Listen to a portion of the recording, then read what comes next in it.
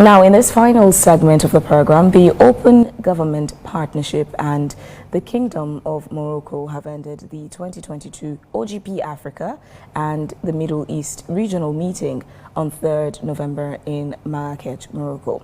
Now, this event brought together open government champions and stakeholders from the region, including Sierra Leone, and key international partners to raise collective ambition, energize the community, and generate new political support to make governments more transparent, accountable, and responsive to citizens.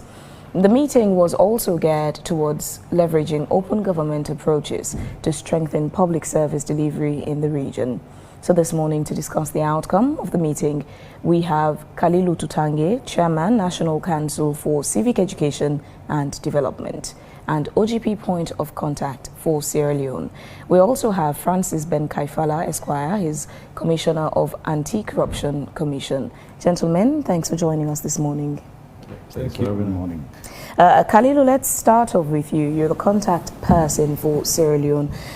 What's the OGP and what does it mean for Sierra Leone's involvement and participation in the OGP? Thank you very much. Well, as viewers will recall, Sierra Leone joined the Community of Nations within the Open Government Partnership in 2013. We made a commitment, both as government and the civil society, to work together to effect a set of reforms that will make the government more accountable, much more open in the sense that it's transparent in the way it deals with its affairs. And so Sierra Leone joined, but in every 2 years, we have something we call the National Action Plan, in which we make a set of commitments on the different policy levels. We make a number of milestones which are indicators of whether we are meeting those commitments. For instance, we did the Open Government National Action Plan 3 for 2019 to 2021. In that National Action Plan 3, we made a set of 8 commitments and a number of milestones. One of the areas that we made commitments to is what we call Open Parliament. We said Parliament and civil society groups that work on the issues of Parliament, especially the Westminster Foundation for Democracy. They said Parliament had committed to open its doors to the people of Sierra Leone so that they can know how Parliament deals. For that to happen, we created an app, a parliamentary app, so that whether you are in Sierra Leone, whether you are in your village, as long as you care about what happens in Parliament, you can see the dealings in Parliament technologically. Parliament also held an open day in 2019, where they invited the public to go and see what they are doing. And they made, for the first time, they had a narrative report, annual report. They also had a financial annual report that they made open to the people of Sierra Leone. Thereafter, Parliament has been doing a set of things that commits itself to those milestones that we set. For instance, if you're approaching Parliament now, you will see a big board where Parliament has publicly outlined its mandate, and so that the public can be aware of what Parliament does. If you also go to Parliament, there are physical things that they are doing. For instance, they are building the ramp, which is to make Parliament accessible to people with disabilities. So on their part, they have done well. We also committed to access to justice. Now, normally, civil society groups would pull out press releases or go to the media on issues that they care about, even in the area of justice. What we decided to do this time around is to sit together as a body of refined-minded Sierra Leoneans, both in government and in civil society, to look at these issues. Instead of being at each other's throat, what can we do? Why don't we sit together and look at the things that we think need to be changed, and to see how we can work together to change those things so that we can make government more effective, so that services will be delivered to the people of Sierra Leone directly. So instead of agitation, we will now sit together and people from Justice Department, civil society groups, CAL, and people like that are interested in justice reforms. We bring ideas together and we approach the leadership of the judiciary and government. So we have seen through the lobbying, through the advocacy, through the work that we are doing together jointly with the judiciary and even the law officers department, we have seen some drastic, rapid changes. For instance, more judges, more magistrates have been hired and placed into place. We saw the review of cases that the judiciary went on. So these are all progress that is being made in the area of reform.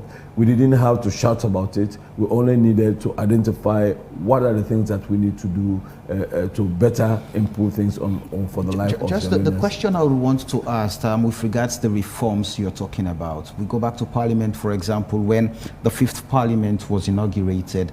I mean, there was this promise of bringing MDAs to Parliament, the establishment of a question time, and the judiciary, the reforms.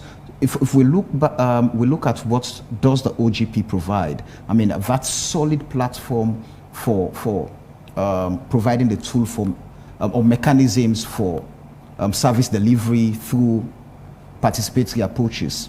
The judiciary, for example, we've always said it, I mean, its operations are shrouded in secrecy. Us, the citizens, do not have the direct involvement in how it is being run.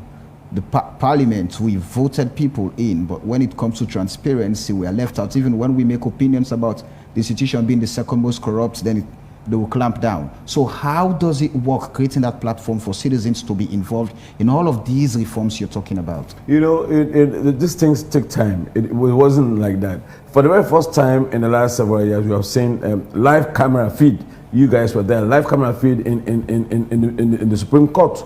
That's a novelty. So that means progress is being made. Are we there yet? No, we are not there yet. But what is right, what is important is we are on the path towards what we're talking about. Let's talk about Parliament, for instance. Recently, sometime last year, Parliament itself signed an accord with civil society groups so that they can be part of the agenda setting for Parliament.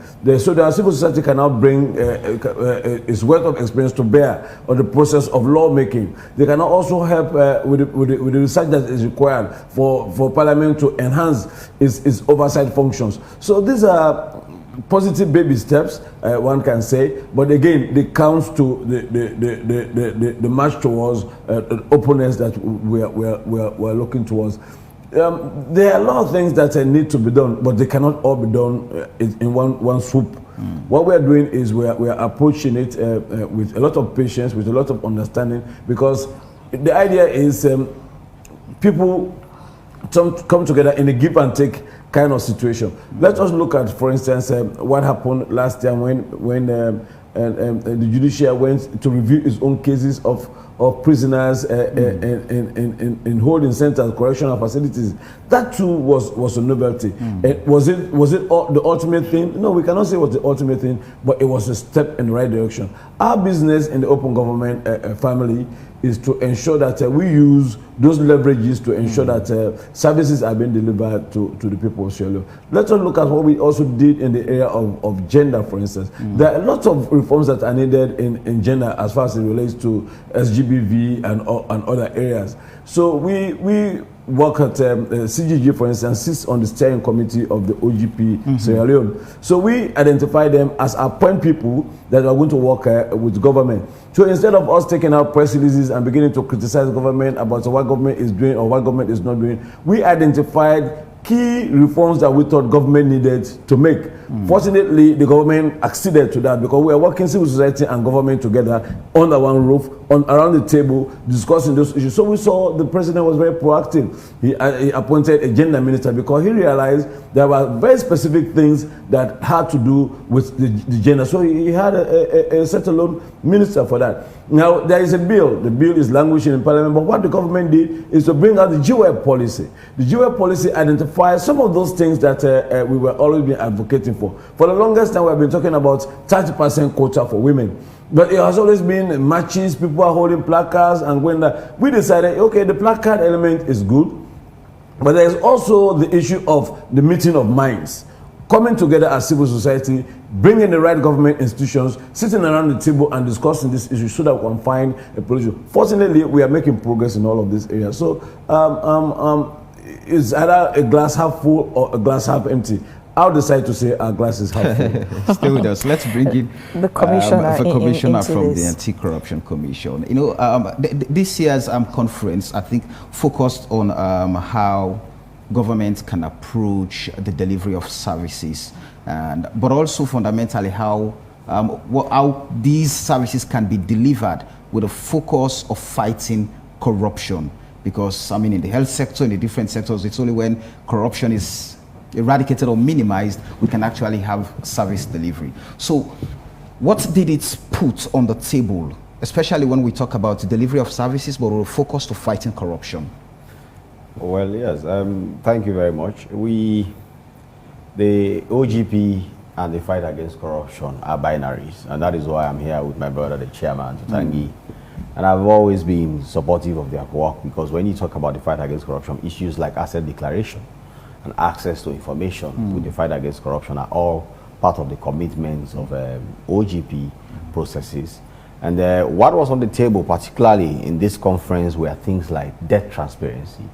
When the government takes debt, how do they bring it out for the public to know that this is what is there? The reporting systems that are in place. These are all issues that we discuss about. Debt opacity, what debts are held in secrecy, how do they affect the overall accountability framework in the country? These are all issues we spoke about, but more generally we also spoke about leadership in the fight against corruption, how open and committed you are. And I was invited to be there because they are following what we are doing in Sierra Leone. They see how open we are. I mean, our website is one of the most active websites. Somebody in Holland once, a researcher in Holland once called me and said, "You people in Sierra Leone," I said, "I monitor anti-corruption institutions all across Africa. The one that every day you go to and you see something posted on their website is the Anti-Corruption Commission of Sierra Leone." So it's this degree of transparency, openness, the portals that are there, and of course, Chairman Tutangi and the coordinator at the OGP, Madam Hannah Karim and others, they are doing very well in trying to bring all the sectors together, including Parliament, who were there with the Speaker of Parliament.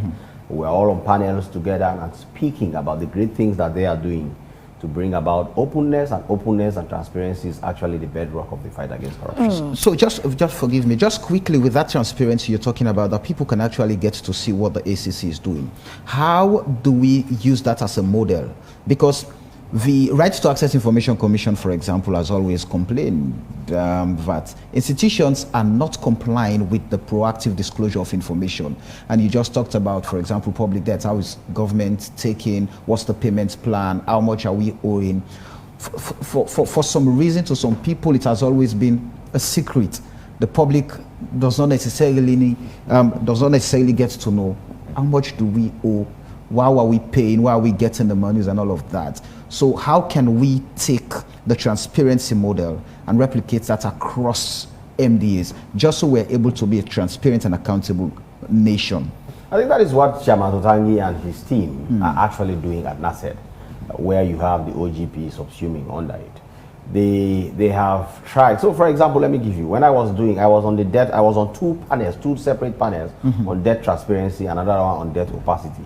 And I was to speak on it. In the evening, I just remember, okay, let me reach out to Sajusu at the Ministry of Finance and ask him what they are doing, what are they doing. And he gave me a clear outline of what they are doing in terms of audit processes. Our debts are all audited in Sierra Leone, and these are best practices I shared. For example, they are mandated by the World Bank, or they are required by the World Bank to put out all debts, because one of the debts that OGP has been finding difficulty with is what they call SOE debts. State enterprises, their debts are usually not reported. It's the country debts, the bonds they take and all these things. But they have a website, and what was very impressive with my conversation with Sajusu that evening, the financial secretary, by the way, Mr. Sajusu.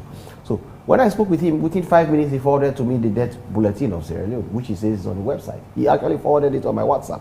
So what is happening in these years and what Mr. Tutangi and his team are doing is really impressive in trying to bring to these countries, these institutions' attention that look, the world has moved on. This is not the time anymore for us to do things in secrecy.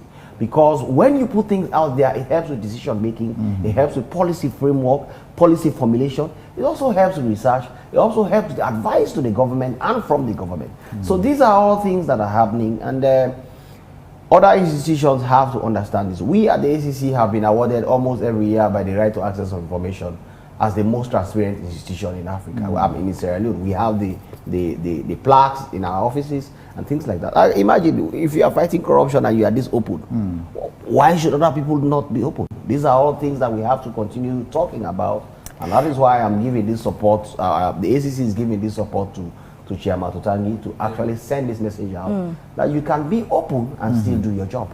You want to add something very quickly? In line with that, the ACC sits on the steering committee of the Open Government Partnership in Sierra Leone. We also have the law officers department that all sit on that. The challenge we have, fortunately, I mean, congratulations to you and your team. Sierra Leone also won 11 out of 20 on the MCC, and although the score decreased minimally, but anti-corruption is still scoring in 79%. So people wonder, how did they get these numbers from? Our partners in the Open Government Partnership Global sit in Washington, and all of these dynamics that people look at is, how do we share this information? Most of the things that they are asking for, we are actually doing. But because of the bureaucracy of the civil service, with all due respect, people, when you approach them to come to the meeting, they send somebody who is not very important in their own office, who they do not have a need for that day. They send to those meetings, and they come back and they don't have a way of reporting some of this data that we're looking for. On their part, they sent us a manager, somebody at the manager level. So whatever transpires there, he's the go-between. You can carry it to them, and we can have a good word around what is going on. Only what we are asking is, in the global community in which we live, people have to understand how their government runs. There's the NDI, the National Democratic Institute. They brought this brief. There are 3 briefs here. And it was one of the briefs that Ben was on that has to do with how members can counter, covert foreign political financing. And I was on the other panel, how OGP members can address foreign sponsor information manipulation. We always hear about trust. People send messages and we don't understand where it's coming from. They send a deluge in social media with information. Some of them are not factual. You understand? How can we, as government institutions, as civil society, as media, as private sector, how do we come together to understand this dynamic? So what we went on was actually peer learning. We got some of our colleagues, 15 countries in all of Africa and the Middle East, and 3 of us, Sierra Leone, Morocco, and Jordan, were singled out by the CEO for a bilateral meeting so that he can better understand where we are going, some of the fine ideas that we're coming up with. Unfortunately, we're not getting the support that we need to get from the civil service corps especially. And we hope with the support of the commissioner and the speaker now is on our side, the things that we are doing, we're not bringing anything foreign. It's for us as Chileans to understand, to sit together and begin to understand what are the things that we actually need to change about our governance. Speaking of those things we need to change, while on international platform with MCC scorecard and other platforms, we're doing well as a country. When you take it home locally, there is still a conversation on 2 opinions. We're doing well, no, we're not doing well. So, Commissioner, where do you think the disparity lies? That internationally, Sierra Leone is acknowledged and recognized for making tremendous, efforts in the fight against corruption. But locally, when you talk to people, that is not the same opinion that resonates across. There are people who just still think, how do we pass internationally when locally it doesn't seem we're making progress, much progress in the fight against corruption? You are a Christian, and Jesus Christ rightly puts about what happens to people who do well at home and how other people see it. So that is not, in a society where you have what we call cynicism, people are cynical. And you see, I always say that which is measurable is doable. Corruption is a benchmark, okay? You can, when Afrobarometer came and measured in 2017 and said that corruption prevalence in Sierra Leone was 70%, and the same Afrobarometer came and said corruption prevalence has reduced from 70% to 40%, they used benchmarks. It was easy for them to go and check, for example, what was happening at NRA before and what's happening at NRA now. What was happening in Parliament before, what's happening now. What's happening in the judiciary before, what's happening now. But that can be different from the perception of people because, for example, when the economy is not doing well, when the man is hungry, he sees everything gloomily. You ask him about food shortage, he says it's corruption. You ask him about inflation going up, the dollar is rising, it says it's corruption. Because they cannot draw the dichotomy between economic prevalence and conditions and actual fight against corruption. The fight against corruption is benchmarked on certain things, and Sierra Leone is hitting them right across the board. We are doing massive public education. We are doing massive prosecutions. Even yesterday, 5 people were convicted in the High Court. The press release is out there. We are doing a lot of prevention work. If you go in the MDAs, we are doing systems and processes reviews, identifying issues that are corrupt, asking them to reverse it, and it's working. Our national anti-corruption strategy is rated as one of the best in the world, and the follow-up on it is considered as one of the best benchmarks in the world, and the entire world wants to hear about the success story of Sierra Leone. So if you speak with a few people, they will say corruption is there because to them it's what happens in their pocket really that is corruption, not necessarily what we are doing. On corruption prevention, first of all, corruption, I remember during the president's inauguration speech, he spoke about corruption being one of the 3 wars he is waging in Sierra Leone. Yes. And in terms of corruption prevention, asset declaration comes in, which is also, an indicator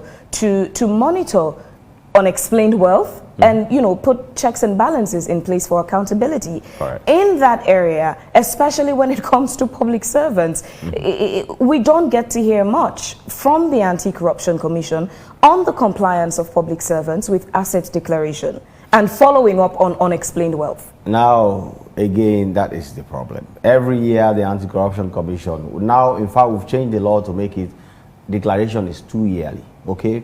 So this year is a declaration year, and as it stands now, we have had declaration. We have about over 80% compliance rate, when before it used to be about 30%, 40%. So that is, in fact, it's the best statistics in Africa when it comes to asset declaration and compliance, from the president to everybody. Recently, before I left for this conference in Marrakesh, I signed letters to various departments, including Secretary to the President, of people in their institutions who have not yet complied. Ministers called and said, oh, I complied, I don't know what happened, I am ready to fix it. So if you are not hearing about it, does not mean much is not happening about it. Because usually, it is when the compliance rate is low that we are more active around it. But when the compliance rate is high, we merely receive it, and then we monitor the lifestyles of public servants so that we are capable of taking action against it, against issues that come up within the framework. So what I can tell you is that the asset declaration regime is working very well in And so how is the ACC using the asset declaration to keep track of unexplained wealth of public servants, which is, an automatic, revealer or indicator of, question marks and red flags? Because if you're expending more than you're earning, it's a problem. So how are you using it to keep track of unexplained wealth? I have told you. There is what we call lifestyle audits, okay? Which are going on as we speak. This is a declaration here. Declaration cannot be going on and you are doing lifestyle audit at the same time. It is now we are doing the statistics, we are checking, and after that we are going to compare with the last declaration which happened 2 years ago, and then we start taking lifestyle audits. What I can assure you is that we are not just checking the lifestyle of public officers in Sierra Leone. We even have international partners who are also checking what is happening in their international accounts, what is happening with the assets and resources they have outside of the country. So, like I said, our work is such that it's not everything you have to always come out and start explaining and talking about. But I can assure you, Fabian, a lot is being done to check the lifestyle of public officers, to ensure that they are within check, and those that are to be held accountable will come out to the report as the case may be. So I'm afraid we might turn this one into an anti-corruption. Accountability becomes part of the OGP. It's just part of the initiative. But let me ask this question. Accountability comes part of the OGP. We have a 1991 constitution that puts as socio-economic rights, as rights that are non-justiciable. We cannot go to court, take the government to court to force or to coerce them to actually provide the social services. But now the open government is pushing that the social services must be delivered and must be done in a transparent manner. So how do we build a bridge with government understanding that their fundamental obligation is to ensure that transparently they are able to deliver for the people, and the people can also be part of the delivery process? Yeah, that's important. You know, one of the challenges we have had over time, especially in our own situation here, is the politics of governance. The politics of governance have always threatened to derail the politics of service delivery, which is what actually people should care about the most. And what's in our drive in open government is to forget that government is run by political parties, and to try as much as possible to work across that line, to see that the ultimate aim of people in government should be how they should use the offices that are entrusted to them to deliver services for the people. So what we do is the civil society activists, they have a lot of ideas, they have a drive to advocate on behalf of the people. Sometimes their approaches may become the very nemesis of their stay or their interaction with government. So we have devised a co-creation process where you have your own ideas. This is what government do. What is it that government can deliver realistically? Now, I've heard people say, oh, the president has not delivered on his manifesto promises. He has not done that. Okay, manifesto promises, they are very important, but you have to benchmark everything that happens. Where have we moved from point A to point A plus 1, or have we moved from point A to point B? How are we moving? Are the people coming along? Our business in the council that I run, and the OGP by extension, is to ensure that people have at least a modicum of idea about what government is doing in their name and how government is doing it. How can we do that better? Is to ensure that civil society and us in government sit together, we interface, and we agree on what government can realistically do. If it's a baby step, let us take it on behalf of our people. Service delivery is the most important thing, but people do not have basic knowledge and understanding. People do not have the basic skills and aptitudes. So that's why it's even important. When we were at in Marrakesh, we were talking about civic participation in OGP. It is very important that people get to understand what you are doing in their name and let them be a part of it. We have seen over time in the rehabilitation period, just people went and built markets. No, nobody is sitting in those markets. You didn't ask them for them to tell you that market is their priority. You went and built them a market far away from the center of town. They leave the market for the goods. They come and stand on the street. If there was a process of dialogue, it was a process of civic engagement and participation, people would have told them, okay, we may need a market, but this is why we want a market. Okay, no, market is not a priority. A health center is a priority. If you give the people what the people yearn for, chances are they are going to take care of it. If you give them what they don't want, they're going to trash it. So what we would encourage, both in government and civil society, let us continue to dialogue. Let us continue to have people participate in the development of that country. And quickly, as you paint that picture of, needs assessment, are the priorities of the OGP in line with the priorities of the government? Yeah, well, we cannot say this is. That's what I talk about co-creation. We are looking at what do we think can happen that would enhance the openness of government, the transparency of government. Can government use technology to make it more open so that people can find out what they are doing? So we agree. It's a give and take. Civil society have their own idea. Government have their own idea. Is there a meeting point? That meeting point is where we at the Civic Education and OGP Secretariat, what we do is to ensure that government and civil society, they talk. They keep talking and we keep recording what they're talking, and we agree on something, we decide to work on it. For instance, one of the things that we are working on now, it is novel, it is new. The OGP CEO was talking about it, is open elections. People don't know what that means, because we always want to get to be at the truth of one another when it comes to the issues of election. But what we have agreed with the Electoral Commission of Sierra Leone is, whatever you do, open your doors so that the people can be a part of the electoral process. So even when they are doing that, people are, they then bring out the registration result. But they are now working with the political parties liaison, in the political parties liaison committee that have all political parties, they have been given accreditation so that they can all sit around the table and do duplication. All of the processes, they're going to be a part of it. Our business is to ensure that that process works together for the good of all of us, not only short term. Earlier, in your precursory remark, you talked about how we should try to minimize people who feel, dissatisfied, bringing out their agitation, but let's take the path of dialogue. And if we are to go that way, it's not a new model. Under the BO's administration, we've seen the establishment of a government CSO dialogue forum. But its potency is what is being questioned. For the longest of time, well, since its establishment, I think they've only met about 2 or 3 times, looking at some of the social services and how they can be delivered with input from the public. So the CSOs, they serve as vehicle between and from the people. So how do we, the question now is, if we have all of these brilliant initiatives that can help us maximize what we have, what is happening with consistency and having it known to the public? No, all of these novel ideas take time to grow. And then already there are people who are within the system that are used to a particular way of doing things. Getting them to change their approach to those things is not going to be easy. So what we do is, are we going to bend their hands and break it? No. We, on our own way, we want to do it softly, so that they can begin to see the advantages of these things.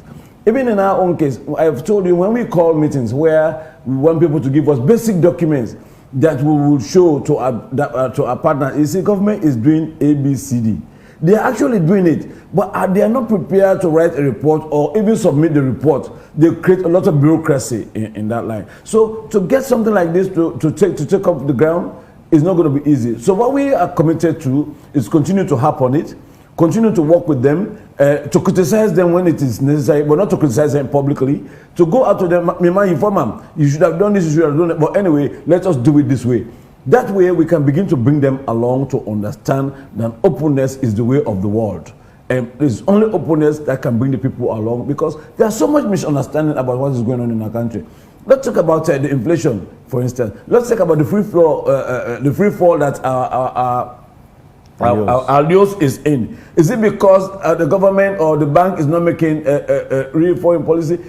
Not exactly, because even the US, whose dollar is hitting up, do not like it the way it is, because of that, their exporters are not exporting enough, because people do not have the requisite US dollars to match up to their own market. So it's a whole fluid situation, because it's a global market trend that is going south on us. How do we handle that? Well, we have to sit with the governor and give him ideas that we have, and encourage him to talk to others who have ideas that are different from his. That is the approach that we think we should be taking. Earlier there was this issue of having, I think, charts in every institution you go, pasted on the wall, so that you're directed what to do, what's not to do, what you should pay for, what you should not pay for, especially in the delivery of services. But in many institutions, it's not there anymore. But how do we get to a point? There's a charter. Yes, the service charter. Yeah. At the entrance. How do we get to a point where, for example, like you said, it's not because I do not know it is not happening, it is not happening. So how do we get, because for the public or for us Sierra Leoneans, we know it's happening when we know. And you can only proselytize us that, yes, it's happening when we know. So, and if we do not know, how do we get that out? Problem. That is actually the problem. Because no matter how you know, we human beings have several limitations. One of them is limited knowledge. Okay, your attention span is very, very limited. 30 minutes you are thinking about something else. You can't know everything. Right.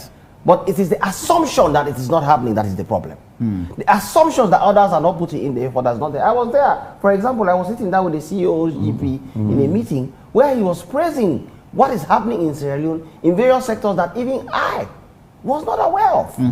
Okay? So it's also part of the openness and the explanations that people have to understand. People are excited about prosecutions, for example, at the ACC, convictions, it's easy for them to know that this public officer is being tried and everything. But trust me, the real power of our work at the ACC and why we are doing well in every index is the prevention that we are doing, the systems and process management.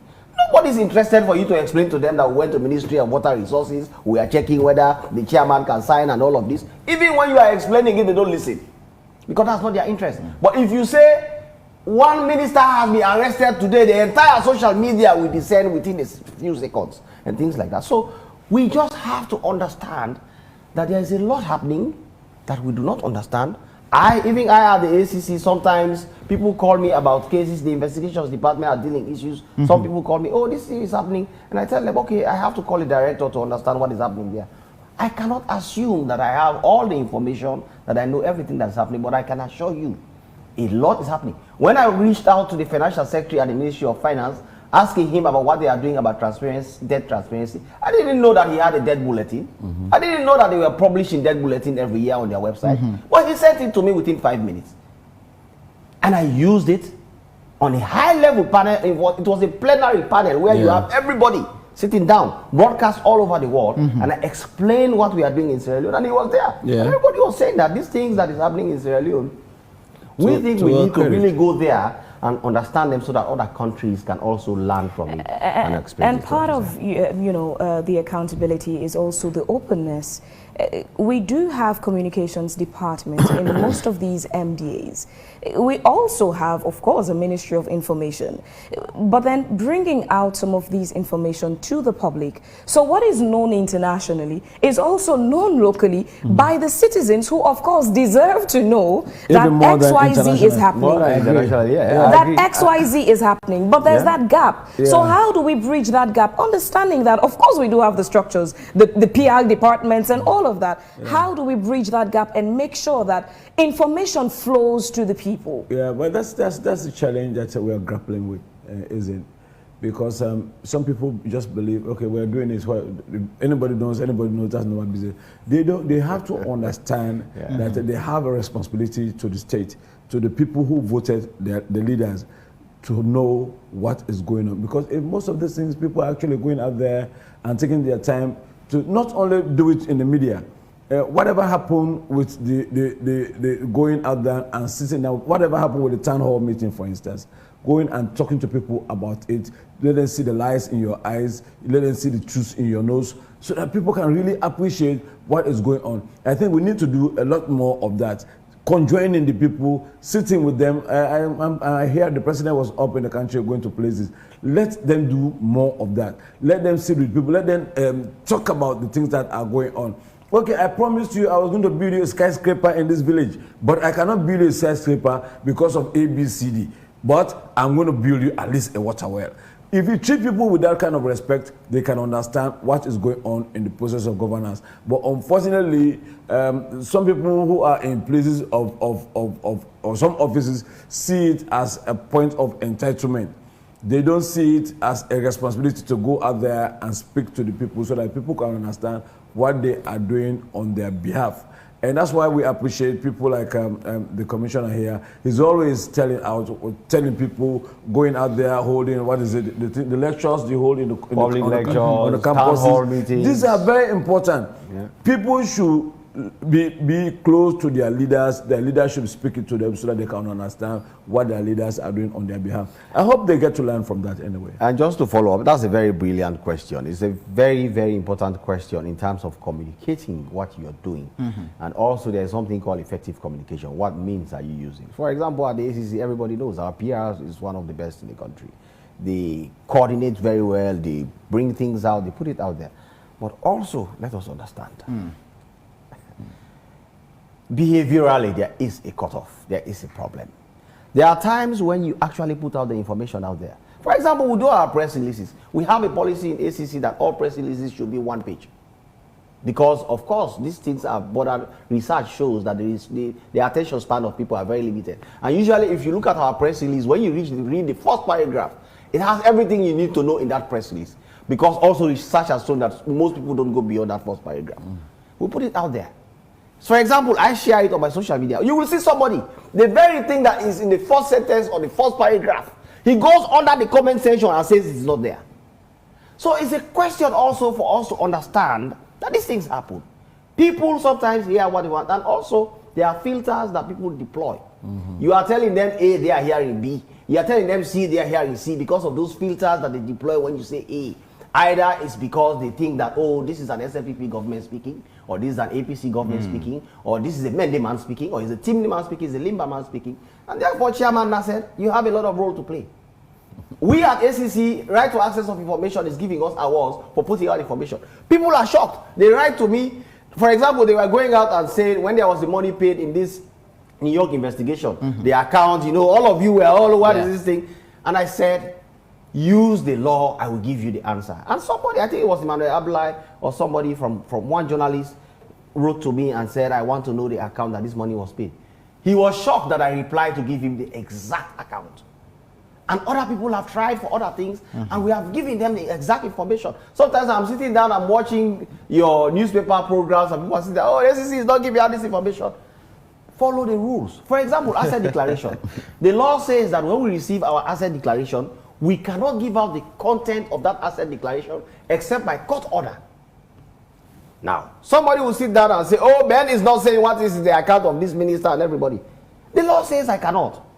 But the law also says that if you feel very strongly about it, go to court, get a court order, serve it up then. Trust me, when you serve that court order today, by tomorrow morning, you will have the copy of the asset declaration in your pocket. So it's also about people understanding these systems, to understand that the SEC commissioner, it is an office that requires a lot of common sense, a lot of control, a lot of discipline.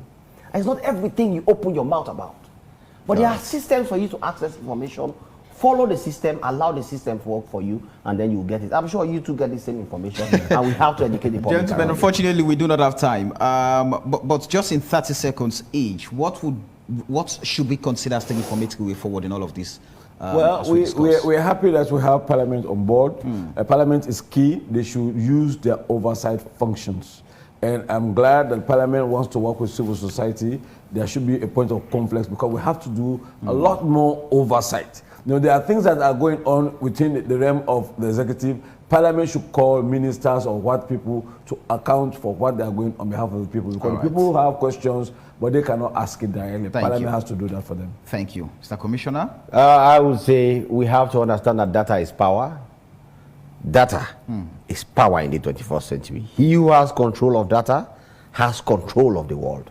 And our people, those who work in ministries, departments, and agencies have to take steps to make sure data, information are first of all developed, research-based, and they put it out there for people to have access to them. It will change the world around us without us knowing. So let us all work on making sure the information and data are not hidden. It is out there for everybody to see and have. Well, thank you very much, gentlemen, for being a part of the conversation this morning. It's been amazing having you here. Well, this is where we'll end today's edition of Wake Up Sierra Leone. We'd like to thank our guests for being a part of the program, and to you there, viewers and listeners, for your time. And those of you who dropped a comment on our Facebook page, thank you. We again apologize for the break we had in the transmission when we started the program this morning. All right, just before we go, a reminder of our quote, which says responsibility equals accountability equals ownership.